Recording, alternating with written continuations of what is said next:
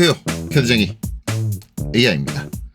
자, 이번 영상은 인벤터 2D 스케치 작업 공간에서 스케치 기능에 대해서 계속 알아보도록 하겠습니다. 자, 일단은 뭐 이제는 프로젝트나 뭐 그런 거 설명은 안 드릴게요. 자, 컨트롤 N 눌러서 자, 스탠다드 IPT 요 작업 공간을 선택을 하고요. 부품 작업 공간이죠. 요거를 선택을 하고 그 다음에 여기서 작성 버튼을 눌러서 작성을 할게요. 자, 그럼 이제 부품 작업 공간으로 시스템이 들어갈 거고,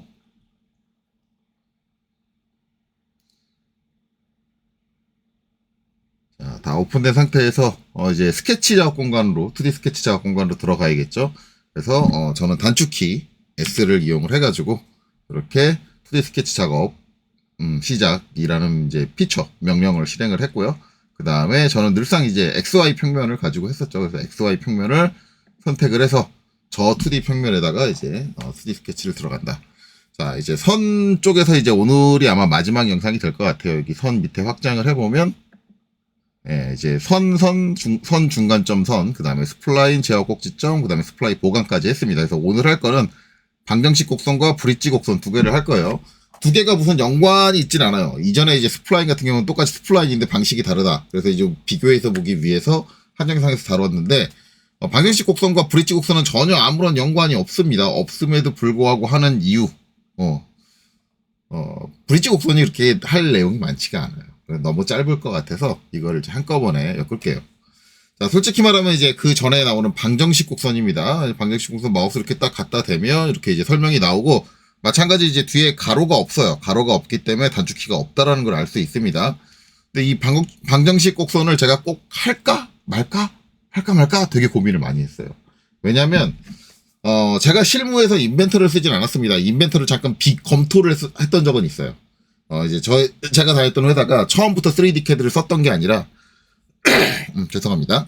예, 처음부터 3D CAD를 썼던 게 아니라 처음엔 2D CAD만 하다가 이제 나중에 이제 3D CAD를 도입할 때 인벤터도 써보고 솔리드웍스도 써보고 해서 비교해가지고 이제 검토를 해가지고 나중에 솔리드웍스로 채택이 됐거든요. 그렇기 때문에 저 방정식 곡선을 제가 인벤터에서 써본 적이 실무에서는 없어요. 근데 제가 이제 실무에서 3D CAD를 썼던 제 직종에서의 경험을 보면 제가 한 15년 정도 일을 했는데, 실무 설계로 일을 했는데, 저 방정식 곡선이 필요한 경우는 단 한 번도 없었다. 그러니까 이거는 직종의 특징입니다. 근데 일반적으로 제가 생각했을 때, 기계 쪽 산업 분야를 생각을 했을 때, 저 방정식 곡선이라는 게 필요한 분야가 있을 거는 같아요. 근데 있을 것 같긴 한데, 그렇게 흔하진 않다. 그래서 솔직히 말하면, 지금 이 영상은 여기까지 들으시고, 아, 그래? 안 쓰는 거야? 그럼 난 필요 없어. 라고 하시는 분들은 이제 여기서 이제 영상을 그만 보셔도 돼요. 물론 저야 계속 봐주시면, 광고 수익이 올라갈 테니까 좋겠죠. 저는 이제 계속 봐주셨으면 좋겠는데, 그래도 이제 여러분들 시간도 아깝고, 안 그래도 저 설명 긴데, 저 긴 설명을 또 내가 나한테 필요도 없는 건데 다 듣고 있어야 돼. 이렇게 생각하시는 분들도 계실 수 있잖아요. 그런 분들은, 제가 미리 얘기할게요. 이거에 이제 진짜 방정식을 이용해서 내가 어떤 형상을 만드는 그런 특수한 직종이 아니라고 한다면, 전혀 들을 필요가 없다. 물론 이제 마지막에 브릿지 곡선은 뭐 경우에 따라서 필요할 수 있는데, 방정식 곡선보다 브릿지 곡선은 의외로 많이 씁니다. 많이 쓰는데, 저 브릿지 곡선은 저 제일 뒤쪽에 나올 테니까는, 브릿지 곡선은 알고 싶어 라고 하시면, 그냥 빠르게 뒤쪽으로 가셔서, 브릿지 곡선만 보고 빠지셔도 돼요. 자, 일단, 지금은 방정식 곡선입니다. 말 그대로 이제 수식을 통해서 곡선을 정의하는 거죠. 그래서 여러분들 수학 시간에 많이 했을 거예요. 뭐 이제 곡선의 방정식 해가지고 뭐 원의 방정식 뭐 이렇게 나오잖아요. 그러니까 이제 수학자들이 열심히 어떤 곡선이 그려지는 뭐 포물선을 그리는 공식이라든가 뭐 원을 그리는 방정식이라든가 뭐 이런 것들을 다 해서 이제 갖고 있습니다. 그래서 이런 곡선 아니면 이제 우리 회사에서 필요로 하는 이제 어떤 표면 형상이 우리 회사에서 열심히 연구를 해가지고 어떤 방정식으로 정의를 했다라고 한다면, 그거를 이제 구현을 해야겠다라고 한다면, 그때 이제 이 방정식을 통해서 바로 스케치를 그려줄 수 있는 기능을 이제 의미를 합니다. 자, 그래서 방정식 곡선 한번 눌러보죠. 클릭을 딱 해보면, 이제 이렇게 나옵니다. 이제 요거 나오기 시작하면서 이제 여러분들 머리가 지끈지끈해지죠. 자, 일단 지금 처음 실행하면 나오는 게 아마 이렇게 나올 거예요. xt, yt. 요 가로 아래 t는 뭐냐면 t가 변수입니다. 예. t의 값의 변화에 따라서 저 x 좌표값이랑 y 좌표값이 변한다라는 거죠. 그래서 이제 어떤 방정식을 통해서 이제 그 방정식 계산을 통해서 이제 변한다. 그리고 이제 밑에 보면 t 미니멈, t 맥시멈이 있습니다. 그래서 t 값은 변수라는 거를 얘기해주는 대표적인 거죠. 그래서 t 값이 어디서부터 어디까지 갈 때까지 이제 곡선을 커브를 그릴 거다. t 값이 어떻게 변하는데 그런 거를 이제 의미한다고 보시면 되겠죠. 자, 그다음에 이제 밑에 보면 파라메트릭이 있고 직교가 있습니다. 이제 직교 같은 경우는 이제 x축, y축의 좌표, 그러니까 x 좌표, y 좌표 이렇게 한다고 하면 우리가 극좌표가 있잖아요. 극좌표. 직교는 이제 x, y 좌표를 얘기를 하는 거고 여기서 극좌표를 선택을 하면 각도로 바뀝니다. 그래서 반지름과 그렇죠? 반지름과 세타 각도죠. 각도. 반지름과 각도. 내가 이제 정의한 공식 자체가 반지름과 각도로 이루어져 있다라고 한다면 이제 저 방식을 사용을 할 수가 있다라는 거죠. 그래서 이제 이렇게 된다. 자, 그래서 저는 이제 다시 직교로 바뀌고요. 그 다음에 또 한 가지는 이게 파라메트릭도 화살표가 붙어 있어요. 그럼 얘 하나가 아니라는 얘기잖아요. 눌러보시면 명시적이 있어요. 자, 명시적을 딱 클릭을 하면 칸이 하나 줍니다. 예. 기존에는 이제 X 좌표와 Y 좌표. 근데 우리가 여러분들이 이제 곡선의 방정식들을 막 찾다 보면은 이게 X축의 좌표를 구하는 공식과 Y축의 좌표를 구하는 공식이 따로 있는 경우가 있고, 그건 파라메트릭이에요. 지금 요건 뭐냐면, Y는 X 값의 변에 따라서 만약에 이제 뭐, X 값이 1일 때 Y 값은 2다. 그러니까 2배라는 얘기죠. 요런 식으로 정의되는 방정식, 이제 곡선의 방정식들이 있죠. 예, 그런 거를 할 때는, 이렇게 된다. 그래서 이제 요거는 대표적인 게 이제 사인, 코사인, 탄젠트 그래프. 요런 것들도 구현을 할 수가 있어요. 그렇죠? 이것도 마찬가지로, 이제, 길이 값에 대한 게 있고, 이제 극좌표에 대한 게 있습니다. 극좌표에 대한 거. 그래서 R, 반지름, 그리고 A. A 값이 각도. 각도 값을 가지고. 그래서 이제 A 맥스에 360디그리 이렇게 써있죠. 360도다. 그래서, 이런 것들로 우리가 이제 곡선을 정의해 줄 수가 있다라는 거죠. 그럼 이제 샘플로 한번 해봐야겠죠. 그래서 일단 파라메트릭 먼저 할게요. 파라메트릭하고 이제 극좌표가 아니라 직교로 놓을 거고요. 그래서 이제 제가 공식을 찾았어요. 제가 수학자가 아니니까 공식을 제가 개발할 수는 없잖아요. 그렇죠? 예, 뭐 저도 실무 때 안 해봤다 했어요. 뭐 제가 실무 때 많이 해봤으면 실무 때 이제 공식 개발하는 거를 따져가지고 뭐 이제 공식을 개발할 수 있겠는데, 제가 이거 준비하면서 생각을 해보니까 혹시라도 이제 캠 쪽을 많이 다루시는 분들은 아마 캠 그 표면 그 곡선을 공식으로 전개하는 경우도 있을 거예요. 그럼 그거는 이제 공식 정리가 가능하니까 그런 분들은 이제 많이 필요하겠죠. 그래서 그런 분들한테는 필요하지 않을까 라고 생각은 합니다. 예. 자, 어쨌든 그래서 이제 저는 시중에 있는 공식을 이제 하나 했어요. 근데 가장 이제 하기 좋을 만한 공식이 뭐가 있을까 고민을 했는데 요게 있을 것 같아요. 이게 이제 뭐냐면 사이클로 곡선 방정식이에요.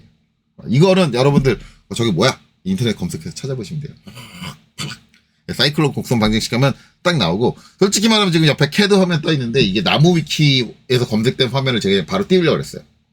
띄우려고 그랬는데 이게 제가 좀 조사를 해보니까 나무 위키도 다 저작권이 있어가지고 그 화면을 유튜브에 제가 함부로 쓰면 걸릴 수 있다고 그러더라고요. 그래서 어쩔 수 없이 거기 이제 막 동영상으로 막 그 개념 설명해주고 잘 돼 있거든요.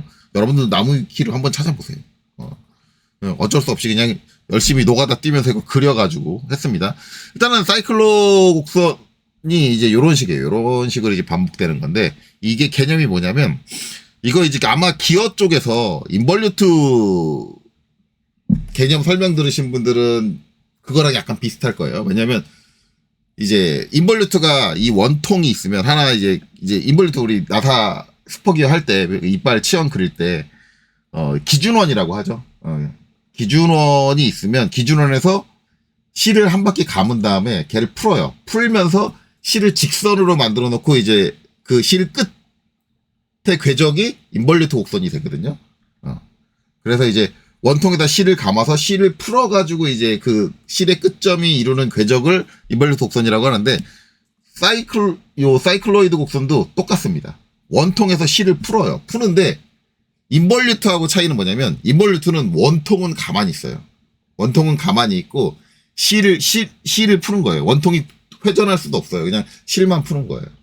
그러니까 실이 움직이는 거죠. 근데 얘는 뭐냐면 실을 요 바닥에다 딱 끝점을 붙여놓고 원을 굴려요. 그 감겨져 있는 원통을 굴려요. 그래서 원통이 움직인다고 생각하면 돼요. 그래서 원통에서 이 실이 이제 처음에 딱 시작하는 시작점이 원통에도 있을 거 아니에요. 그 원통에 있는 이 시작점의 궤적, 시작점이 계속 굴러가면서 그리는 궤적이 바로 사이클로이드 곡선이다. 요거죠. 근데 요거를 이제 정의하는 방정식이 이렇게 됩니다. 그래서 얘는 뭐예요? X축의 값이 있고, 그 다음에 Y축의 값이 있고, 이렇게 따로 있죠. 지금 요 파라메트릭 구조에 딱 맞는 예제예요. X축의 좌표를 정의해주는 공식이 따로 있고, Y축의 좌표를 정의해주는 공식이 따로 있다. 그래서 여기에 적용하기 딱 좋다. 그래서 이제 요거를 샘플로 삼았습니다. 그래서 지금 보면 이제 X 그리고 R 있고 이제 센터가 있는데 세타가 이제 각도가 바뀌는 거죠. 원이 계속 굴러가니까 각도가 바뀌는 건데 이 세타를 여기서 이제 여러분들 뭘로 보시면 되냐면 T로 보시면 돼요. 세타를. 아, 세타가 T구나. 단지 이제 여기 한 가지 문제가 있는 게 사인 코사인이 나오잖아요. 저기에 이제 저 각도 값이 들어가려면 여기서 말하는 T는 거리 값입니다. 거리 값. 이거를 이제 각도 값으로 바꿔줘야 돼요. 그래서 이제 그 바꿔주는 행위가 한번 추가가 돼야 됩니다. 이 공식에서. 자, 일단은 여기 X 이퀄 써 있으니까 X는 여기 써 있어요. 앞에. X니까 X 이퀄은 안 쓰고 요 뒤에 값을 적어주면 돼요. 일단은 제가 이제 요 원의 반지름을 10짜리 원으로 했습니다. 그래서 반지름 10짜리니까 R이 10이니까 여기서 10인데 10 하고 그 다음에 곱하기, 그렇죠? 곱하기. 자, 그 다음에 가로 하고 세타가 T라 그랬죠? 자, T 적어줄게요. 그리고 마이너스 SIN 사인하고 요 안쪽에도 T가 들어가야 되는데 바로 T를 쓰면 사인이라는 거랑 구분이 안 되잖아요. 그래서 가로치고 T입니다. 그리고 가로 닫고 또 가로 닫을게요. 이렇게 됐더니 지금 화면에 보이시겠죠? 뭐가 그려졌어. 그 다음에 Y축 값도 넣어야겠죠? X축 값만 넣으면 안 되잖아요. 일단 X축의 변이가 생긴 거예요. 그렇죠? 그러니까는 여기서 요 Tmax가 1 값일 때까지 이렇게 선이 그려진다. X축으로 변이가 생겼다라는 거고, 그 다음에 이제 Y축으로, 자, 마찬가지 반지름이 10이니까 10, 그쵸? 곱하기, 가로, 그 다음에 1에서 마이너스 코사인, COS 하고 가로 하고, 자, 여기서 T가 들어가야죠. 그리고 가로 닫고, 가로 닫아요. 근데 이제 Y축 값에도 변화를 줬는데, 어라? 이게 뭐가, 이런 곡선이 나와야 되는데, 안 나온다. 라는 거죠. 일단은 이제, 몇 가지 주의사항이 있는데, 가급적이면 지금 요 10이잖아요. 요게 단위가 어떻게 되는지 적어줘야 돼요. 단위를 항상 적어주는 게 좋거든요. 그래서 요 뒤에 이제 미리를 붙이겠습니다. 미리, 소문자 미리. 그 다음에 여기도 미리. 그리고 이제 요 앞에 t는 상관없는데 뒤에 사인 t는 이거를 이제 각도 값으로 환산을 해야 돼요. 거리 값이 아니라 각도 값으로 환산을 해야 되는데 요 환산을 어떻게 할 거냐? 이제 일반적으로 우리 이게 저 사인 코사인 삼각함수라고 하죠. 저 삼각함수에서 사용되고 있는 저 각도의 단위는 수학적으로는 라디안을 일반적으로 사용을 합니다. 그래서 라디안 값으로 바꿔줄 거예요. 그래서 이제 여기 1 RAD 1 라디안 곱하기 t를 해줄게요. 1 라디안 곱하기 t. 그리고 그래프가 또 바뀌었죠. 여기서도 코사인에서도 똑같이 1 RAD 곱하기 t 이렇게 바꿨어요. 그랬더니 이거를 그 각도 사인 코사인 삼각함수 안의 값을 라디안으로 환산을 해줬더니 이렇게 곡선의 형태가 나옵니다. 근데 이제 완벽한 형태가 아니죠. 왜냐면 이제 t 맥스 값이 지금 1로 돼 있어요. 1로 돼 있는데 이제 여기서부터는 이제 라디안으로 정의가 됐기 때문에 이제 얘가 한 바퀴를 풀로 돈다라고 하면 라디안에서 한 바퀴는 어떻게 개념이 되냐면 여러분들이 알고 있는 원주율 있죠. 파이 3.14 그게 한 바퀴입니다. 라디안. 라디안의 개념 여러분들이 이것도 수학 각이니까 찾아보면 되는데 라디안의 각도의 개념은 이거예요. 이렇게 있고 이렇게 있고 그다음에 여기서 이제 원형으로 이렇게 있겠죠. 지금 직선 천부는 그래도 원형 이렇게 돼 있는데 반지름이 R 반지름이니까 똑같겠죠. R일 때 요 호의 길이도 R 반지름하고 똑같아요. 요게 이제 1라디안이거든요. 1라디안. 네, 그러면은 얘가 이제 180도를 구성을 하려면 어떻게 돼야 되냐면 파이만큼 즉 3.14 뭐 쭉쭉쭉쭉 나가겠죠. 그만큼 얘가 있으면 그 개수만큼 있으면 180도가 돼요. 그래서 반바퀴가 파이로 정의가 됩니다. 파이. 네. 그러면 이제 얘를 내가 반바퀴를 정해야겠다. 저 ESC 눌려버렸는데 다시 할게요. 방정식 곡선. 자, 10mm 곱하기 이게 판서 프로그램 이 인벤터가 판서 프로그램 사용하고 그거 종료하려고 ESC를 누르면 저 명령 실행이 같이 종료가 되더라고요. 이게 조금 불편해요. 판서 프로그램 바꿔야 되나? T 곱하기 T 마이너스죠. 마이너스 사인 가로 그 다음에 라디안 바꿔야 되니까 1 RAD 곱하기 X가 아니라 T 가로 닫고 가로 한 번 더 닫고 이렇게 되는 거고 그 다음에 여기는 10mm 곱하기 가로 1 마이너스 코사인 가로 1 RAD 곱하기 T 가로 닫고 이렇게 되는 거고 그러면 이제 여기다 이제 T 값을 어떻게 하냐면 내가 반바퀴만 돌릴 거다라고 하면 여기다가 1 곱하기 파이가 이제 어떻게 쓰면 되냐면 3.14 우리가 이렇게 숫자로 쓰는데 솔직히 3.14 소수 좀 작은 거잖아요. 정확한 값이 아니잖아요. 이제 오토캐드도 그렇고 인벤터도 그렇고 파이를 정확한 값으로 넣고 싶을 때는 대문자 PI 해주시면 돼요. 그러면 이제 여기 그려졌죠. 그려진 거를 좀 보면은 여기 보면은 쭉 가다가 절반. 얘가 이제 한 바퀴 돌아야지 이 커브가 완벽하게 완성이 되잖아요. 그쵸? 절반까지 그려지는 거. 그쵸? 만약에 완전하게 한 바퀴다 그러면 어떻게 돼요? 2파이를 해주시면 돼요. 2파이. 그쵸? 예, 완벽하게 한 바퀴다. 그러면은 어떻게 해요? 요 끝까지 그려집니다. 그러면 이제 한 바퀴 반 하고 싶다 그러면 어떻게 해요? 3파이를 하면 되겠죠? 3파이. 자, 3파이를 하면 경고를 띄우면서 사라집니다. 뭐야? 왜? 라고 하는데 자 2파이로 다시 바꿀게요. 2파이. 이게 얘가 곡선을 하나밖에 못 그려요. 방정식으로. 두 개를 못 그려요. 무슨 얘기냐면 지금 얘가 이렇게 해서 꺾여가지고 이렇게 되잖아요. 여기서 나눠진단 말이에요. 그러니까 얘가 만약에 연속성을 가지고 이렇게 했다가 이렇게 연속적으로 이어져서 쭉 그려지는 선이면 몇 바퀴를 돌려도 그려져요. 근데 이 사이클로 곡선은 한 바퀴를 돌면 선이 끊겨요. 끊기고 다시 시작이야.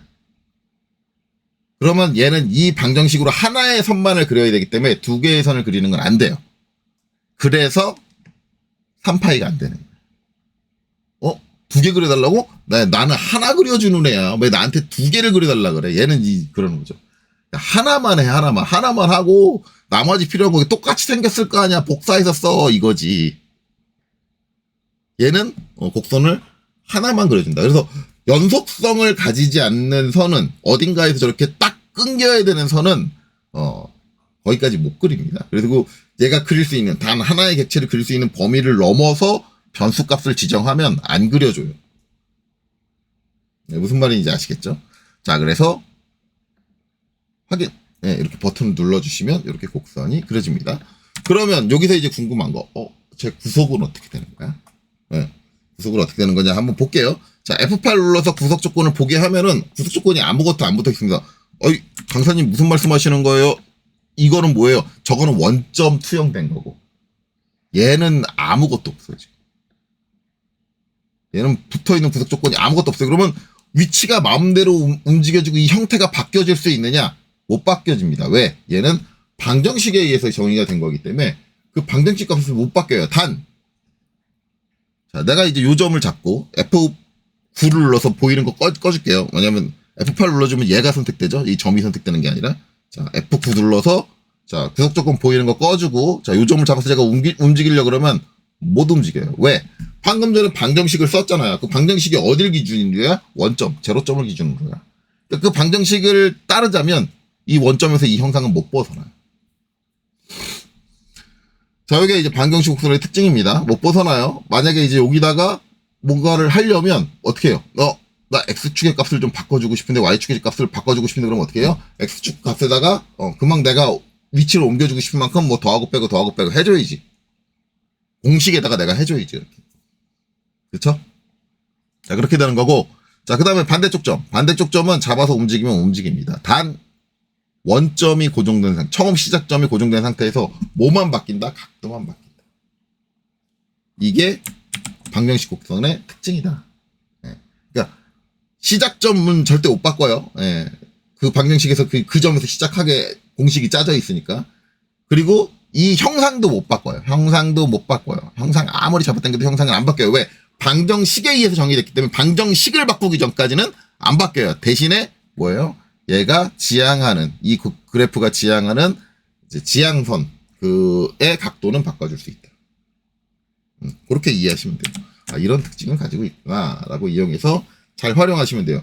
요거 이제 유튜브나 이제 인터넷에 뒤져보면 진짜 재밌는 거. 이게 이제 오토데스크 공식 그 헬프 파일 그 페이지에 이거 방정식 곡선 쓰는 거 동영상 있거든요. 거기서 이제 얘 뭘 하냐면 우리 이제 날개, 비행기 날개 있죠. 날개 익형이라고 하죠, 익형. 익형의 방정식이 있어요. 이것도 익형도 뭐 익형 코드가 있어가지고 무슨 방식 여러 가지가 있는데 그게 이제 수학 함수로 돼 있거든요. 근데 대부분 학생들이 그거를 이제 익형 그려주는 프로그램에서 막 구현을 해가지고 그 점들을 컨트롤 C, 컨트롤 V를 갖다 붙여서 그런 식으로 활용을 하는데 그 공식을 알고 있으면 요 방정식 곡선을 이용을 해서 그 공식을 여기다 입력을 해주면 돼요. 익형 공식을. 네, 그래서 그 오토데스크 그 홈페이지, 헬프 페이지에서 나오는 동영상은 익형 공식을 가지고 이제 날개를 만들어줘요. 날개의 그 형상을 만들어줘. 네. 그러면은, 그런 식으로 따져보면은, 비행기나 항공 쪽, 그쪽에서 익형 설계할 때, 프로펠러나 뭐 그런 쪽 익형 설계를 할 때, 이 방정식 곡선은 쓸만 하구나. 라는 생각이 들더라고요. 왜냐면 익형이라는 건 공식으로 정의가 돼 있으니까. 네. 그런 식으로 활용이 될 수가 있다. 그렇게 보이는 거죠. 자, 어쨌든 요렇습니다. 그래서 요런 특징을 잘 아시면 되고, 자, 요거는 이제 제가 하나 했고, 자, 요건 지울게요. 선택해서 델리트. 지우고, 자, 그 다음에 이제 또 하나 해봐야겠죠. 다시 방정식 곡선. 자, 오른쪽 클릭해서 이렇게 갈까요? 명령 취소를 했구나, 내가.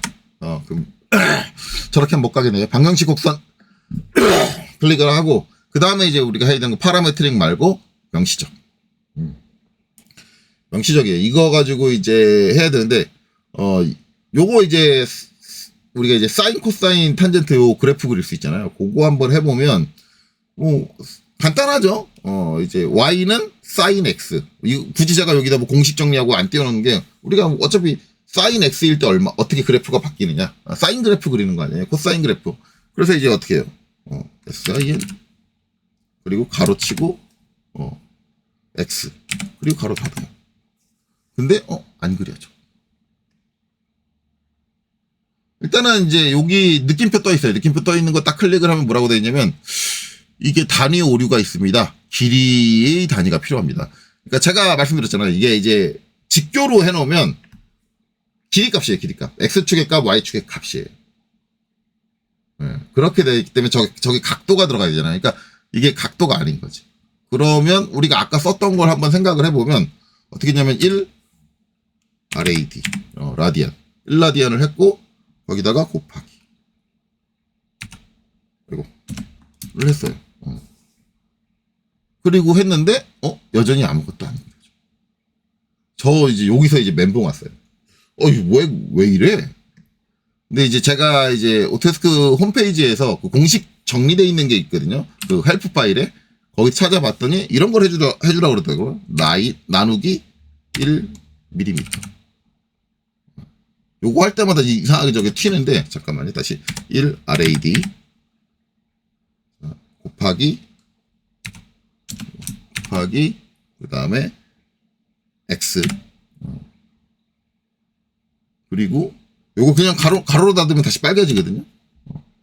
나누기 1 미리 미터. 그리고 다 가로 닫고. 요거 1mm를 나누더라고요. 왜 이러는지 모르겠지만.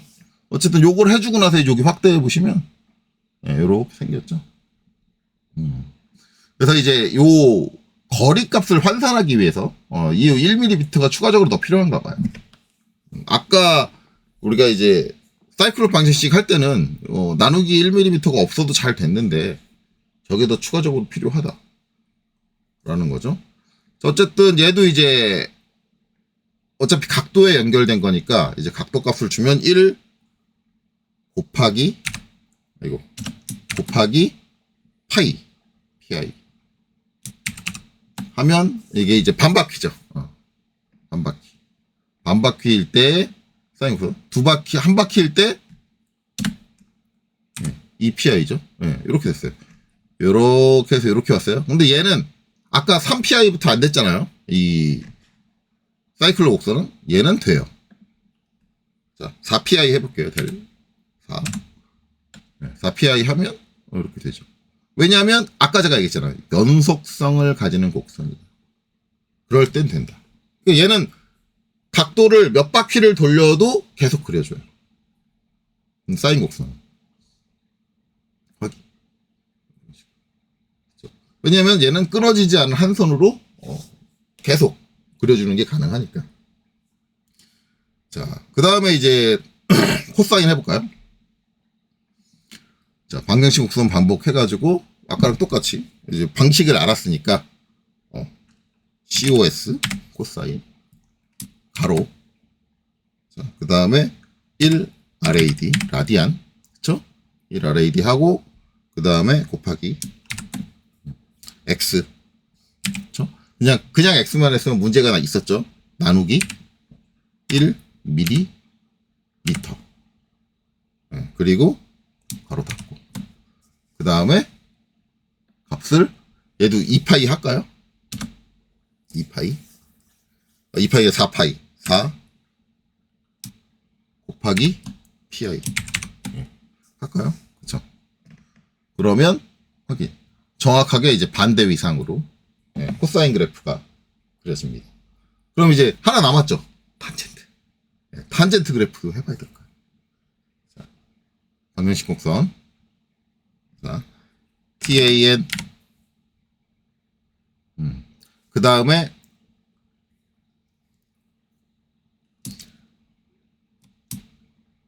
가로 1 RAD. 자, 곱하기. 자, 그 다음에 X. 나누기 1 M 밀리미터 가로. 그러면 이제 여기 또 이렇게 탄젠트 곡선이 그려지죠? 그려져요. 그려지는데, 자, 여기다가 제가 똑같이가 아니라 한 바퀴만 할게요. 한 바퀴만. 자, 한 바퀴만. 한 바퀴니까, 1 곱하기 pi 합니다. 못 그려요. 근데 요거 이제 탄젠트 그래프가 어떻게 나오는지 알고 계신 분들, 이제 학교에서 수학 공부 열심히 하셔가지고 알고 계신 분들은 저 왜 안 나오는지 알 거예요. 안 나오는 게 정상이에요. 한 바퀴 구성을 못 해요, 얘. 한 바퀴 구성이 안 되고. 자, 그럼 이제 절반을 하기 위해서 0.5를 해볼게요. 0.5. 그러니까 4분의 1 바퀴죠. 0.5를 해도 안 나와요. 그러면 여기서 0.49를 할게요. 그러면 나와요. 자, 그러면 미니멈은 제가 어떻게 할 거냐면 마이너스 0.49 곱하기 pi 할게요. 그러면 이렇게 나오죠. 0.5가 안 되는 게 얘가 요 탄젠트 그래프 아시는 분들은 다 아시겠지만 이렇게 해서 이게 4분의 1 바퀴, 즉 90도죠. 90도에서 무한대로 올라가요. 그래프의 끝이. 그리고 다음 선하고 연결이 안 돼요. 왜 다음 선은 요 아래에서 시작해야 되잖아. 90도를 넘어가면 다시 이게 이 선이 여러 번 반복되는 거예요. 그러니까 연결성이 없는 거죠, 얘는. 얘는 연결성이 없어요. 그러니까 못 그려주는 거예요. 0.5는 왜 못 그려주느냐? 그럼 90도 기준이니까 90도까지는 그려줘야 될 거 아니야. 왜 못 그려주냐? 90도는 무한대잖아. 무한대를 어떻게, 언제까지 그릴 거대? 언제까지 그려야 돼? 그러니까 못 그려주는 거예요. 그러니까 0.49 정도, 90도가 안 되는 범위에서 끊어줘야 그려주는 거죠. 그쵸? 그러니까 이거를 사용하려면, 방정식 곡선을 사용하려면 여러분들이 수학적인 이해가 상당히 높아야 돼요. 그러면 이제 짜증이 나겠죠. 수학을 되게 싫어하시는 분들은 짜증이 날 거예요. 짜증이 나는데 전 재밌어요. 선생님 수학 잘하시나 봐요. 아니요, 저 수학 진짜 못해요. 수학 겁나게 못하는데 캐드에 나오는 수학은 할만하더라고. 희한하게. 캐드에 나오는 수학은 할만해요. 이제 이거를 이용하면 재밌는 게 뭐냐면, 저도 아직 시도는 안 해봤어요. 인벌루트 스퍼기어 할 때 인벌루트 그 커브, 그것도 공식이 있거든요. 수학자들이 정리해놓은 수학 공식이 있거든요. 그걸 이용해가지고 이제 제가 오토캐드에서 노가다 떼가지고 그린 인벌루트 곡선을 자연스럽게 그려줄 수 있지 않을까. 그래서 그거에 대한 공식을 한번 정리해가지고 한번 만들어볼까. 방정식 곡선으로. 그렇게 생각하고 있는데 아직 제가 시도는 못 해봤어요. 시도 못 해보고 혹시라도 이제 나중에 시간 날 때 시도해보고 성공하면 그때 그거 영상 따로 찍을게요. 그래서 이제 방정식 곡선이라는 게 여러분들이 이제 실무 갔을 때 이게 꼭 필요한 경우는 되게 드물 거예요.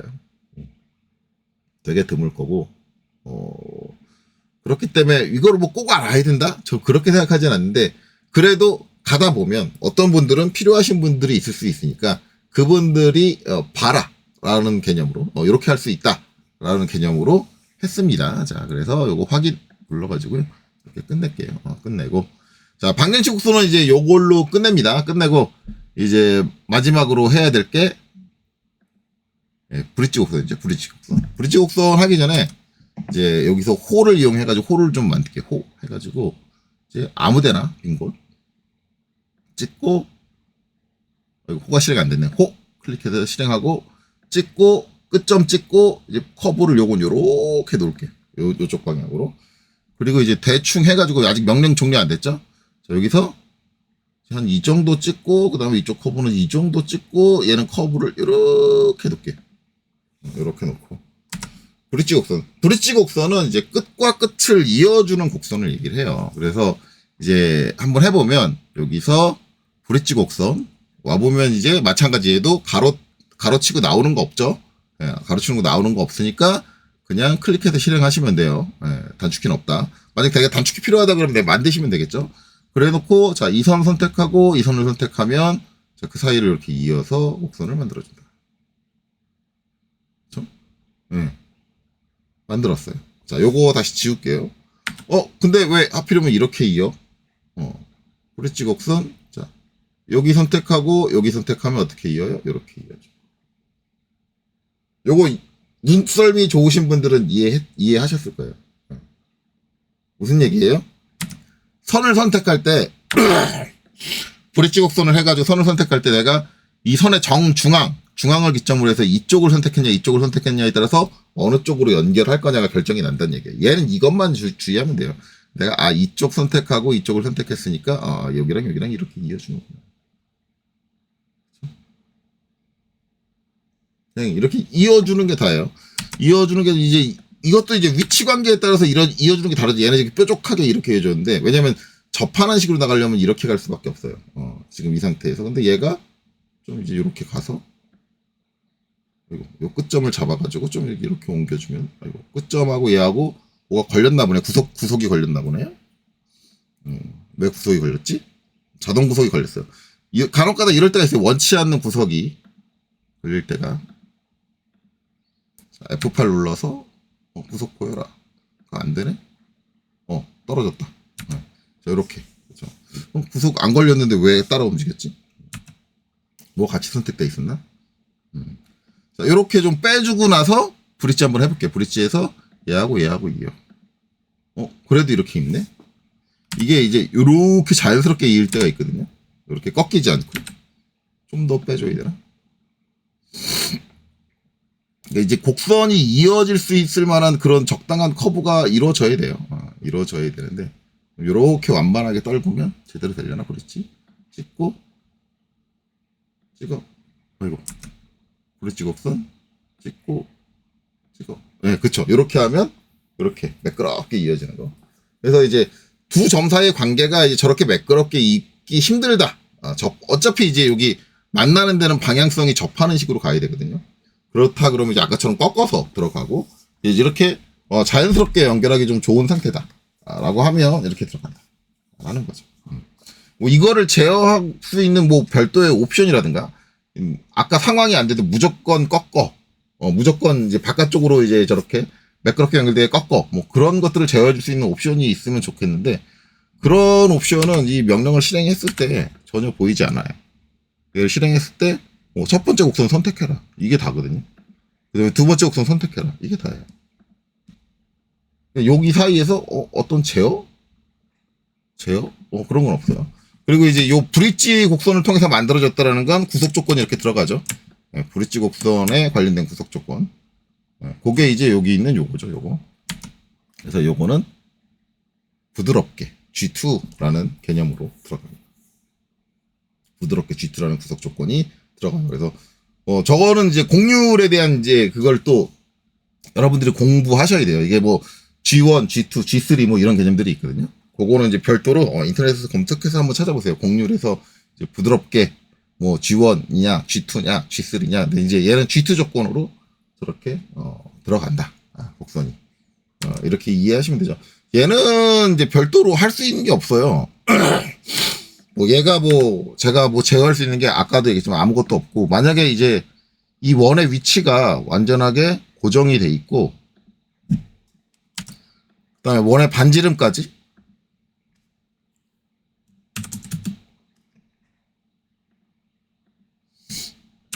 완전히 정해져 있고 그 다음에 요 끝점의 위치 어떻게 할까요? 요거는 제가 이렇게 할게요.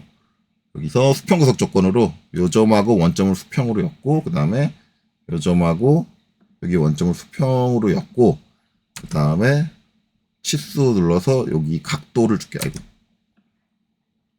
각도 이렇게 하면 안 되겠다. 치수 눌러서 오른쪽 클릭 치수 유형에서 호의 지름 길이 호의 길이 각도로 줄 건데 각도로 주려면은 저기 옵션이 없으니까 이렇게 해야겠네요. 요거 각도 기입할 때 이렇게 하시면 돼요. 끝점, 중간점, 끝점 이렇게. 이거 저번에 한번 나왔죠. 이렇게 해서 이제 49도니까 50도로 할게요. 50도 하고 그다음에 끝점, 중간점, 끝점 해서 여기 각도는 29도로 할게요. 이렇게 하고 그 다음에 여기서 이제 브릿지에서 이 끝에서 이 끝을 이어주세요. 아이고 제대로 안 됐네요. 다시 브릿지 이 끝에서 이 끝을 이어주세요. 이렇게. 그럼 얘도 완전 정의된 상태로 나오죠. 얘는 선택의 여지가 없어요. 제가 뭐 저 곡선의 형태를 제어를 해준다든가 그런 거는 없어요. 이제 여기서 다시 한번 브릿지 곡선 반복해서 이 끝에서 이 끝으로 이어주세요. 요거는 또 흐름상 반대로 돌아가야 되잖아요. 안 되죠. 잘 안 돼요. 그러니까 어떻게 돼요? 이 곡선을 따라서 여기 지금 선 겹쳤어요. 겹쳐 있는 거예요. 얘는 이쪽 끝으로 연결은 된 거예요. 연결이 됐는데 원래 이제 여기서 우리가 바라는 건 제가 바랐던 건 뭐냐면 얘가 이렇게 가서 여기로 가야 되니까 이렇게 내려가서 이렇게 반대로 이제 180도 돌아가지고 유턴하듯이 그렇게 연결됐으면 좋겠는데 그런 것들을 제어해 줄 수가 없어요. 그러니까 어느 정도 연결이 될 수 있는 상황을 가지고 해야지 지금처럼 이제 이 반대로 돌아와서 이렇게 연결해 줬으면 좋겠는데 그게 안 된다라는 거예요. 안쪽으로 이렇게 들어가죠. 상황적으로. 반대로 해볼까요? 여기서 얘는 이쪽을 선택하고 얘도 이쪽을 선택을 하면 어떻게 이렇게 가죠. 저런 것들에 대한 제어가 별로 없기 때문에 있을 수 있는 게 이렇게 자유롭지는 못해요. 그냥 어느 정도 위치가 맞아주는 곡선에서 요 사이의 연결을 내가 어떻게 따로 정의하기는 상당히 좀 애매한데 할 때 그냥 간결하게 쓸 수 있는 좀 단순한 기능 수준 밖에는 안 됩니다. 이게 브릿지 곡선의 전부입니다. 더 이상 없어요. 자, 그래서 이번 영상 여기까지 하고 마치도록 하겠습니다. 여기까지 보시느라 수고 많으셨습니다.